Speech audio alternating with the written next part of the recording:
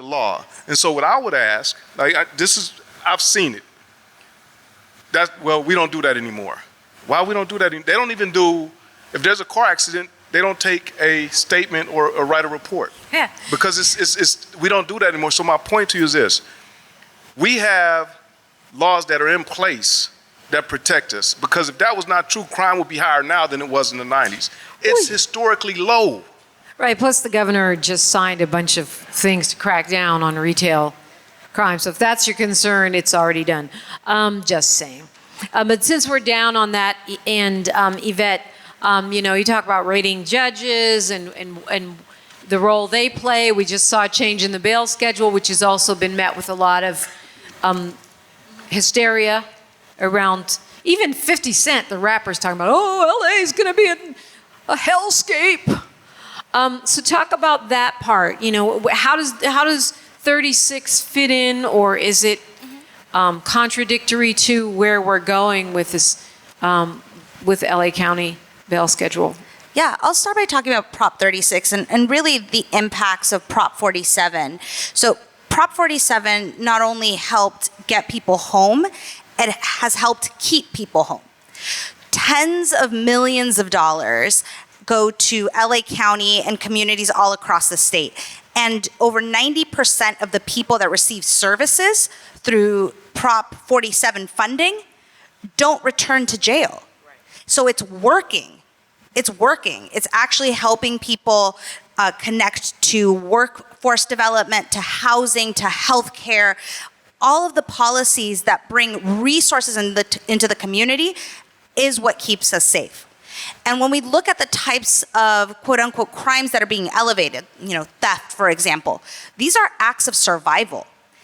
These are a manifestation of the lack of investment into employment and into housing and basic needs that our communities have experienced for generations. It's been a divestment from our communities. And so when we invest in our communities, we're all safe. But to your question around judges, so the vast majority of judges are former prosecutors.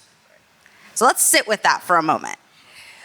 Most judges have prosecuted our community members for years before they step onto the bench. The vast majority of judges are men, and the vast majority of judges are white men. Only 40% of judges are women, and only 20% are Black or Latina people. So they're not representing our community. So when you go before a judge, chances are they're not gonna look like you. They're not gonna have your lived experience. They're not gonna understand the families that we come from or the communities that we grow up in. And by and large, they're gonna have a punitive approach to the bench. The very first public defender ever elected here in LA County to the Superior Court was Judge Holly Hancock in 2022. The very first in the history of LA County to be elected. That says something around the makeup of the bench. And so that's why I really encourage folks to look down the ballot. I know, the presidential election takes a lot of air, right? Like big races, but it's those races down ballot that are just as important because those are the people that our community members are gonna go before in court. So that's why looking at what the background of a judge is, were they a civil rights attorney or a housing attorney or a public defender? Or were they a prosecutor? Or were they a big corporate lawyer? Because the other thing that's not talked about when we talk about retail theft is all of the theft from corporations for our communities. Let's talk about that. How many millions of dollars are sucked up by corporations that are not paying their fair share, that are tainting our water and our air, that are exploiting our communities? Where's the outrage for that? Right? Where's the outrage for the exploitation of our communities by big corporations and frankly, by government agencies that are not holding them accountable? This is why it's also important to look at the district attorney's race. There's so much blame that's being placed on George Gascon. Oh, George Gascon is responsible for a rise in crime, which is actually not happening. We have lower violent crime rates than ever before. That George Gascon has implemented all these radical policies. Actually, they haven't been that radical, but they have been helpful for our communities. And so it's important to actually look at the facts and look down ballot, because those are going to be really critical races for LA County to shore up and make sure that the progress that we've made is secure for next generations. Yeah, great point. And we can go to Rate My Judge. Is that the website? Yes. RateMyJudge.la. And you could look up any judge in LA County and rate your experience. Were they fair? But I mean, also when we're getting ready to vote. Oh, yeah, you could. Oh, so La Defensa has a voter guide. So feel free to check out our voter guide on our website, ladefensa.org. But you can look at Rate My Judge to see what other community members say about that judge. Judicial races are intentionally opaque. Judges don't campaign. How many of y'all have gone to a campaign rally for a judge? They're not going to share their positions or their analysis. And in fact, judicial races are limited in terms of what a judicial candidate can say about what they can do on the bench. They're not supposed to talk about whether they're a Democrat or a Republican. And so that's why the reviews from community are really important, because that's often our only insight as to how they're going to behave when they're in office. I will say that I typically do interview all the judges, and I post those on YouTube. I'm from KBLA 1580. And although I'm having fun and being easygoing today, when politicians and judges come to visit me, I'm a little bit tougher.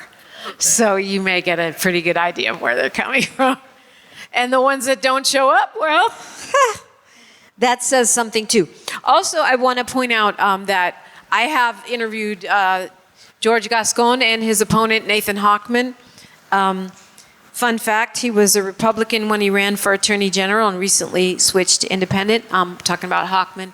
He's running against DA George Gascon. And they're really good. If, in case you're confused for any reason, I would recommend that. Okay, so Troy, you know, we were talking earlier about the dollars, right? When you pass something like a Prop 36, the dollars that are pulled away from programs like the many different organizations you work with. Unhoused people is a huge concern for those of us who live in LA County, and other things that we would like to spend our money on. Yeah, you know, when we talk about, we hear what's happening down the ballot and we go back and we talk about post Prop 47, what we really need to understand is that Prop 47 did way more than just bring money into the community. It also brought us to the table.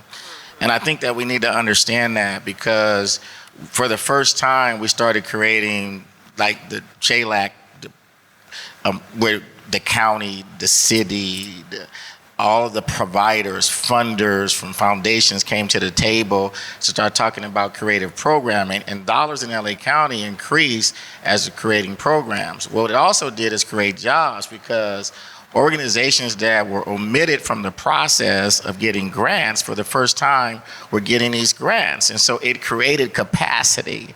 And I think that we don't understand that, because what happens when the money comes into the community, you need a government partner to partner with to actually access the dollars. And so because we don't understand how to access the money and how to create the collaborative partnerships, a lot of times we leave money on the table. And that's a shame on us for not educating ourselves about how we have to continue to advocate for these dollars, so that people just can't come in and try to steal it because they don't think we're utilizing the money. Every dime that is created to Prop 47 should not 1 cent be left. In my opinion, we should be using every dime to create collaborations with government, right? Like departments like JCOD, right? That was able to help us create programs like the DOORS program, like working with the mayor's office to help us create those programs, like working with the county and the city attorney's office, so that we can create unique programs to really create capacity. And the other thing that we need to really understand, like my work centers around the intersection of what happens in the criminal justice space, but what's connecting it with housing, healthcare, education, employment, obviously the policy and the legal side. So our work is centered around all of that. And those intersections are often lost in elections, because we focus a lot of the energy on one thing, but we don't understand there's a lot of ballots that are happening right now a lot of things that will impact the healthcare reform that's been happening as well in tandem with Prop 47 and the work that we did there. There's a lot of work at stake right now that we did in the homeless space to make sure that we have dollars that are creating the housing and the opportunities. And so we need to make sure that when we're talking about what we want to pass, that we're educating ourselves, we're reading, and we're going to forms that are being created. We're going to websites like Yvette's have, we're going to the Los Angeles Regional Renting Partnership, California for Safety and Justice. We're putting information up to educate ourselves. But here, if you don't read it, you got to repeat it, right? Like, and so if you don't understand and we're not educating ourselves, right, in terms of what's out there, like we can come to a meeting like this and this is great. And, you know, and Sung Hai is a friend of mine. We've been working all the way back when she was in the city attorney's office doing programs like this. But let me tell you something, you guys. If we don't leave this room and mobilize ourselves by using the greatest power of our voice, we're not going to make change, because they've outspent us so far in terms of where we at and how we're polling. We need to understand. You need to be leaving this room, making sure that you're connecting on your social media to make sure that you're educating your circle and let your circle educate so that we can really transform what's happening, because it's getting close and we have an opportunity to catch up. Listen, government is scared, right? Because when you have politicos in office, what you don't understand is that we're working in the back room with him, and they were advocates with us when we were passing Prop 47. Now all of a sudden, I got some of the people, I ain't hollering out no names or nothing, but I'm just telling you, they ain't trying to come out and speak out. And I'm like, we having meetings and face-to-face Zoom calls, and we trying to get you, like, we need you to speak up, right? And come out, because you can change the tide. Because what's happening is we don't have dollars to control the narrative, but your phone can control them narratives, your network and your social media. And so listen to me, you guys, we have so much at stake. What's going to happen is that the agencies, the small agencies that I work with, they're going to have to fold, because that's their only source right now. And they're going to have to fold. And when they fold, people are going to lose their jobs. The people that they serving is going to be back on the street. They might end up in a shelter or a hotel somewhere because they don't have no job. That's what's at stake right now, because we have created so much capacity through Prop 47, and they're trying to steal that away by creating fear.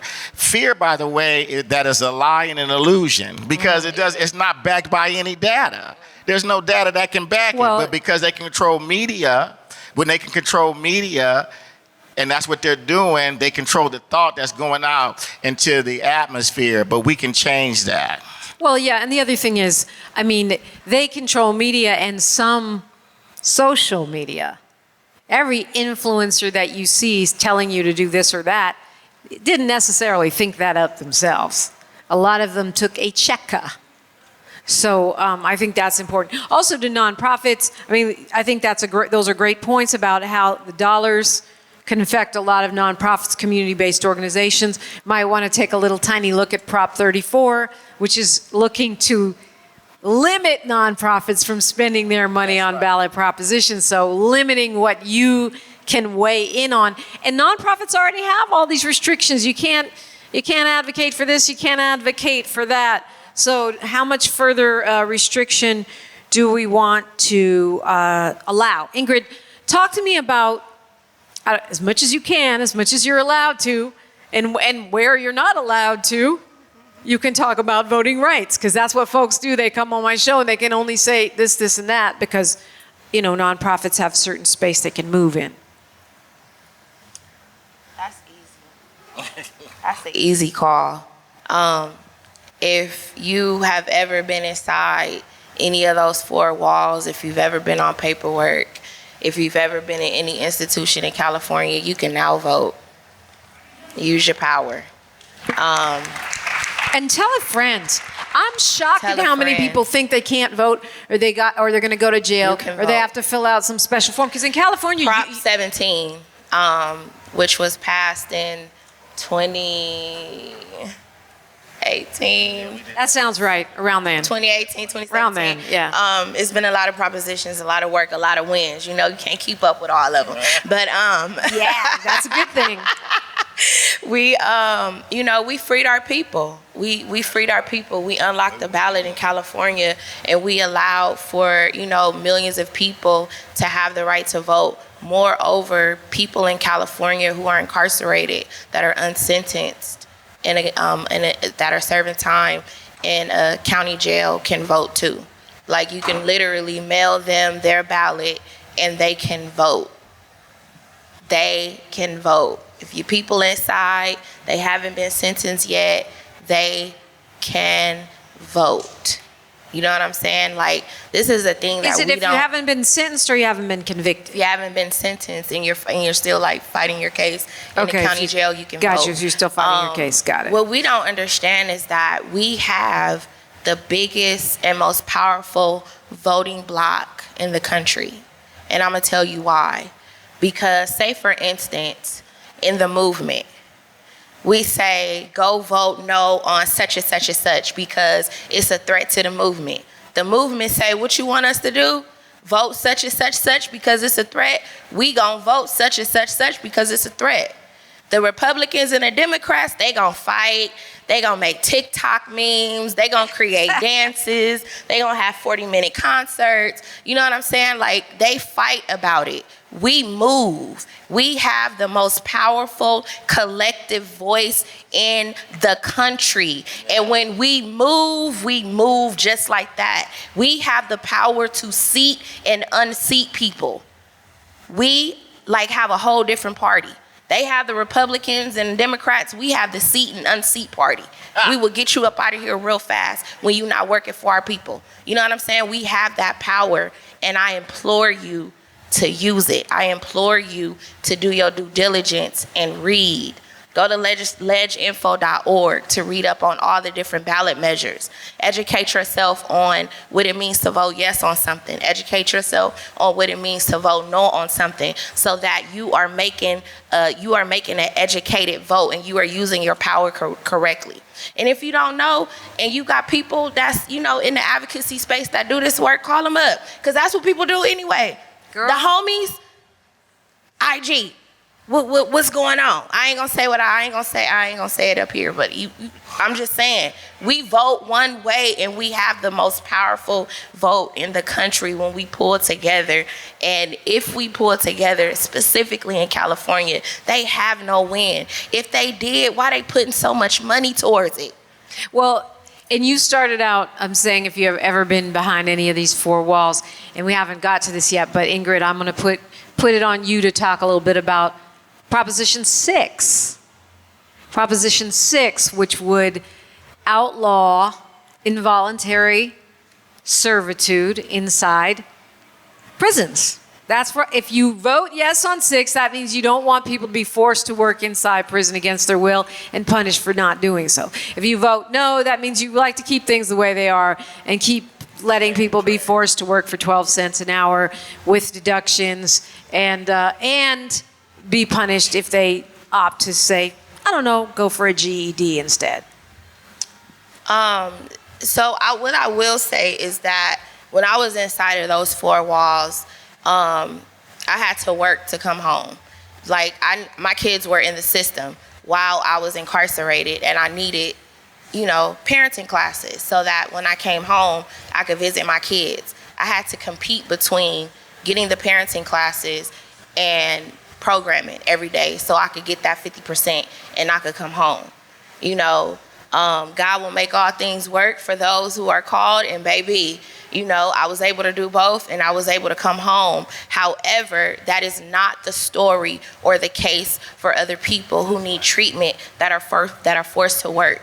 They are competing for bodies inside of those places. They don't want people to come home. They want you to stay inside because they get paid. The people who are fighting fires inside want you to stay inside and finish your time because they get paid for that. When you leave and get free, or if you go to a CCTRP, they are not getting paid for that. So these places are competing for humans. Human trafficking inside of jail. We should be outraged.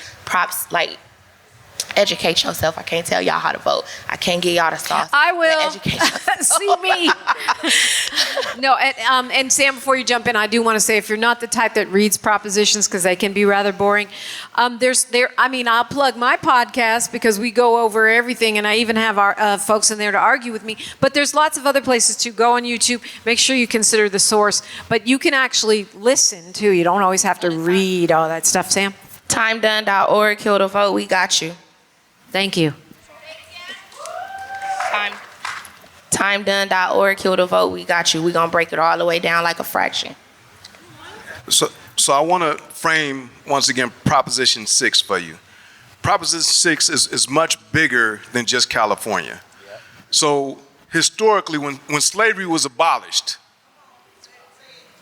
the Emancipation Proclamation, which became the 13th Amendment, said, slavery and involuntary servitude is hereby abolished except for if duly convicted of a crime. So what that means is you can be enslaved, and literally you have people with chain gangs. Like, we've had different iterations of it, but you had chain gangs came after that, where people were forced and died just for slave labor, basically. Here we are many years later, and in every one of the constitutions in the United States, the exception clause exists. How about this? Did you know that Alabama and Tennessee have already removed them from their constitution? Think about it. Alabama and Tennessee. And Louisiana too, right? And Louisiana too. Yeah. No, Louisiana didn't. I thought it passed in Louisiana. Well, in any case, why are we further south than Alabama? Like, what? Exactly. What? Like, of all states. Right. What it will do is this. So that's the historical context. Like, morally, slavery is wrong, period. End. Doesn't make a difference how it affects anything else. The fact is, no human being should ever be enslaved, period. However, in this campaign, one of the things we want you to understand is this. It will prioritize rehabilitative programming. So a person goes to prison. I went to prison. I was a young gang member, doped. I was all those things, high school dropout. And when I was in prison, I had to pick between, as Ingrid said, either work, which was prioritized right now, or going to school to get my GED, anger management, AA, NA, all of those things that I need to become the best version of myself. I had to do one or the other. Work was prioritized, so I couldn't go to my job, or I couldn't go to school. I had to go to my job. I was actually written up at one time when I went to go take a college exam because it conflicted with my job assignment. I took the write-up. We want to prioritize rehabilitative programs inside of our system, inside of this prison system, so that people can come home whole and the best version of themselves. So that's why you vote yes. I'm an advocate. Like, look, we sponsored this bill when Kamlager Dove, who's now in Congress. Yeah. She was the first. Like, it took time to get this on our when ballot. it lost, inexplicably. Because it was Actually, it is explicable because they said it could be too expensive if we have to pay human beings the minimum wage. Imagine the rate of return on investment this way, though. People come home real quick, because I know we're pressed for time. A person comes home. Normally, that person will cost about $130,000 a year to keep incarcerated. When he or she comes home, or they come home, and now they're making $60,000, $70,000, $80,000, and they're not costing the state $130,000. Add those two numbers together, the cost to keep them incarcerated, the amount that they're making now, that's your rate of return on investment. And they enhance public safety. When I show up here and I got a bunch of little youngsters that I'm gonna go find, I'm influencing them to do the right thing because they see me. Not just me, there are other influencers in here, and I don't mean the celebrities. I mean just guys and women and people from the neighborhood that are doing the right thing, and they say, I wanna be like you. That's right. I wanna be a construction worker. I wanna be an electrician. I wanna be a firefighter like you, because they had the opportunity to come home because they were able to prioritize their rehabilitative programming while they were inside. Speaking of math not mathing, we're paying $120,000 a year to pay somebody 12 cents an hour. How does that add up? I'd rather just, give you the 120 and you can just send it right to the corporation and let the person be free. Anyway, I digress. We are going to stay on time here. So I think the thing to do is let y'all close how y'all want to close, because I can see everybody has a lot of important things to say. But I want to do a little call out first. I'm calling out everyone on the panel. You have hereby been assigned to come on my radio show before the election. You have been called out, and I have witnesses. Thank you. God bless you for that. 69. So let's go back the other way and start with Tinashe and do some closing statements. What you want to say about Tanish, sorry, say it wrong. About closing statements about what you want to say about this election, which is multifaceted and has a lot of other important things. You notice we haven't even talked about president at all, and I'm good with that. Sheesh. I think the most important thing to remember right now is that we are at a big paradigm shift. Not working? Not working? Working? Not working? All right. Better? We're in a big paradigm shift, and you know, a lot of folks are voting against their own interests right now because there's a lot of desperation, and we can't minimize what the pandemic did. We can't minimize the things that are happening in our communities, but we made a lot of great progress, and we have to do a better job of helping people see that progress. We have to help people understand not only is there hope, but there are things that are working. There's a very intentional campaign right now to discredit all the work that we've done, not just here, but nationally. You heard it, right? These nonprofits are getting all this money and we still have people on the streets. Well, if you knew that the nonprofits had to split that money with the systems that were already broken, then you would understand why we have the outcomes that we have right now. And the narrative is not just being driven by people with money, it's being driven by people who don't have resources and are using their platforms because they see this as a way to get resources right now. If you can sell a story, you can get a couple dollars. There's a lot of desperation in our communities right now. And so that piece about not betraying ourselves in this moment is important. It's important to get people at our community level to understand that there's a better story that we need to be telling right now about how important and how impactful all this work has been, how many lives have been saved. We can count the lives that have been lost. It's hard to quantify how many lives have been saved by the things that we do every single day. So that education is important. These platforms are important. And, you know, the last thing I'll say is, you know, when I listen to people, whether it's in family or community or in conversations like this, who are saying, you know, I don't like the options, whether it's for president, whether it's for my local electeds, my mayors, my DAs, I don't like the options. That does not give you an out on your obligation, your responsibility to stand up for your community. You don't get to just opt out because you don't like the options.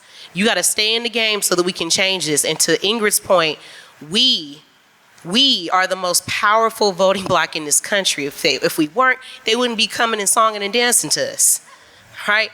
So we have to understand our collective power too. We can't just let other people use our culture capital to convince everybody else. That's my sis, like, period. I just want to close with, I am living proof that Prop 47 works. Right. I was laying in a bed in the county jail when my colleagues were fighting for my freedom and they didn't even know it. I came home on Prop 47 in 2015. Yeah. I became the face of Prop 47 straight from the bed. I did one of my first speaking engagements at his church. You know, I met Sam in the work. He was big, he was a boss, he been a boss. Cookie, you know, A New Way of Life. I've been there twice. And then I now work, you know, as the national organizing director of one of the biggest criminal justice organizations in this country, and I started from a prison bed.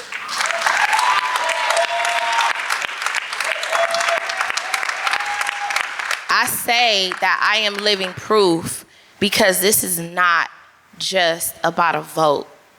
This is generational.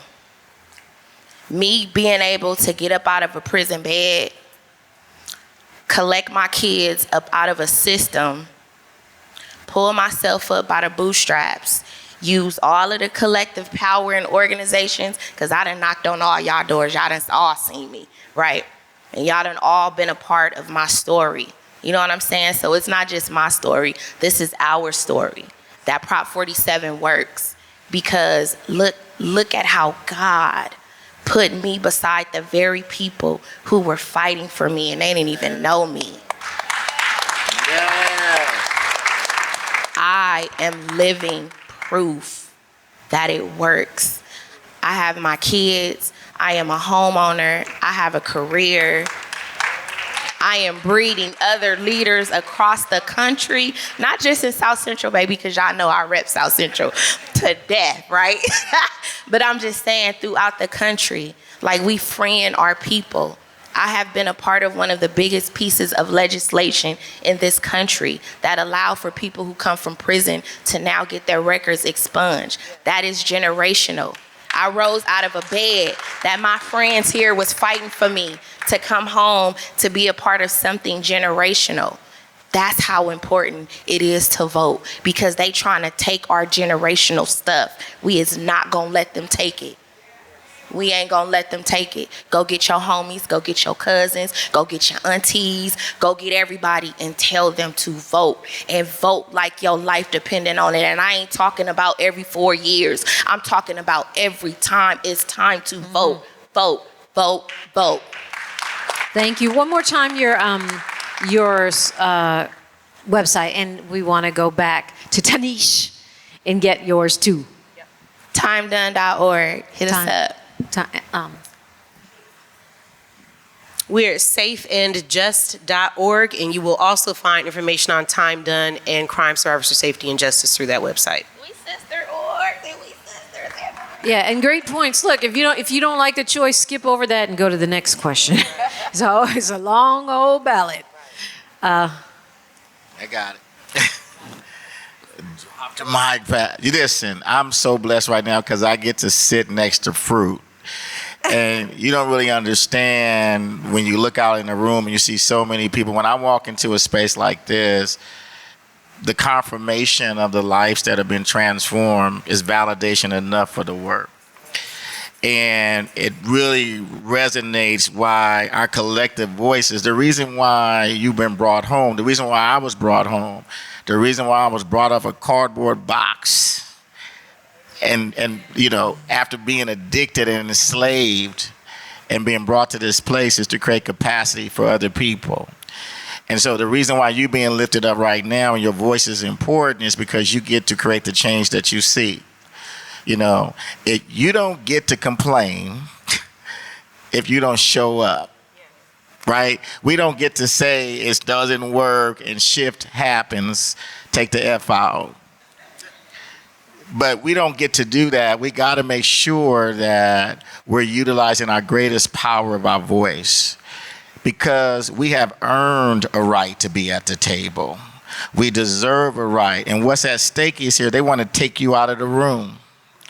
And if you can't be in the room, you can't bring the change that you see. They don't want me in the room. They don't want none of us in the room because we rebel rousers. What you don't see is how we continue to fight at every level for dollars to still come into pockets so that people can do this work. Because it's not just about one thing. What you don't see, there would be no JCOD. Can I help, since we had a JCOD event? There would be no JCOD if we didn't have Prop 47 dollars initially to help seed the work.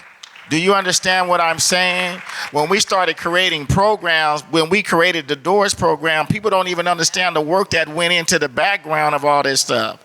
Like, we don't really understand that. We have agencies now all the way from Lancaster to Pomona to Long Beach to the West Side because money came into this community at the city level and the county level to help us get this work done. And they want to take that away from us. And y'all are going to help me stay on time, right? Yeah, we're going to stay on time, but I need my clothes. Yeah, y'all are going to help me. Like, you know, right.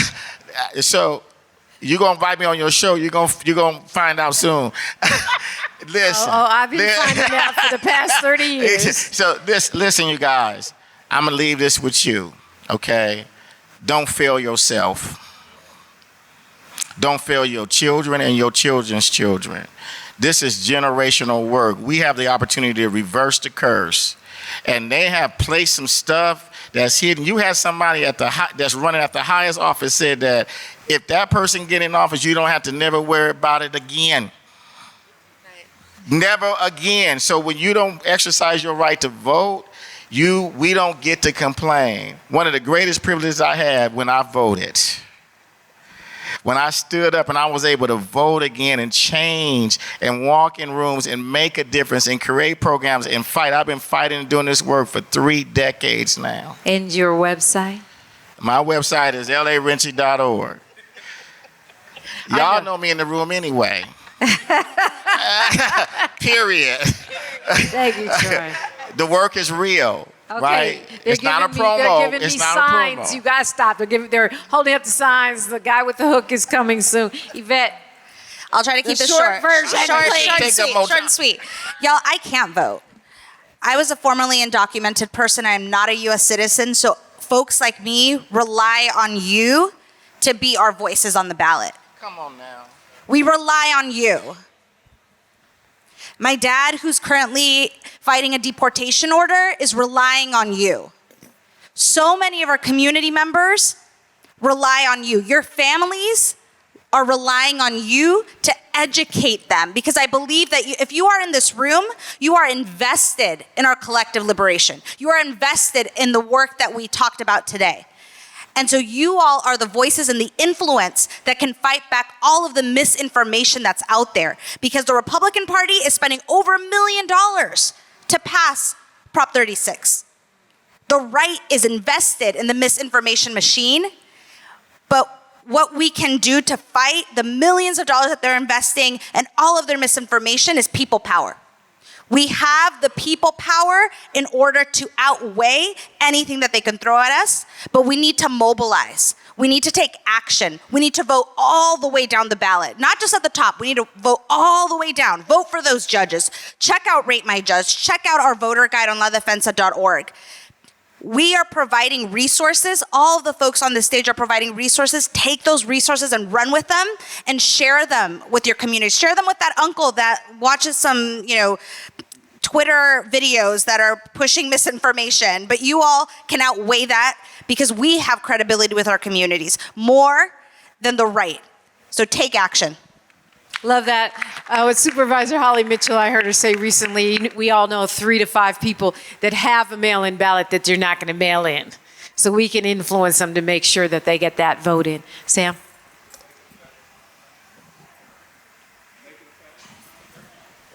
Check. There we go. Make it a family affair. My family and I vote together. We sit down at the kitchen table with computers and we vote as a family. If there are questions, and my daughters who are now adults, Google it. Your vote is your voice. People died for you to be able to vote. People died. They were lynched. They were tried to stop. Even right now, if you go to, there are places like Georgia where you can't give a person a bottle of water in the sweltering heat because people want to stop them from voting. Your vote is your voice. I spent a quarter of a century in prison. I came home 2012, and I couldn't vote for President Obama. I was so excited to be, no, you can't vote. We passed Prop 17, and yes, every time it's time to vote, my daughters know, be at the dinner table. We're gonna vote, we're gonna go through this entire vote. If you wanna have a say in how your communities are policed, how your communities are resourced, how your communities are treated, vote. Your vote is your voice. It's so important. If we want to make a system that works for us as it should, we have to show up. When you leave here today, this is my action call to you. Call 3 people that you know and ask them, are they registered to vote? And if not, help them register to vote, and then vote with them. Thank you. Thank you. Your website? Anti-Recidivism.org. Yeah, that's Yeah, a long. Just put arcn.org and you'll get there. And by the way, in the state of California, you can register all the way up to the last day to vote, which is November 5th. So it's never too late in Cali to vote. Let's clap it up for our panel, incredible panel. On behalf of the LA County Justice Care and Opportunity Department, I thank you all for being here. I'm Dominique DiPrima. It has been my pleasure.